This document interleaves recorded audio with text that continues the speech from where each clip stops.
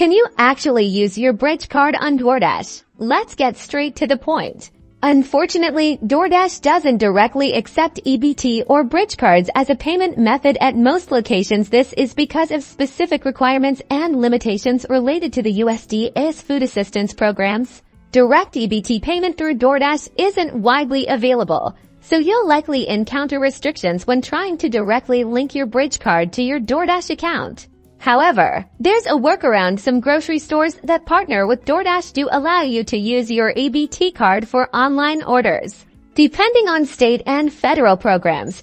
But this is usually for groceries, not prepared restaurant meals. Check the DoorDash app for participating grocery stores near you.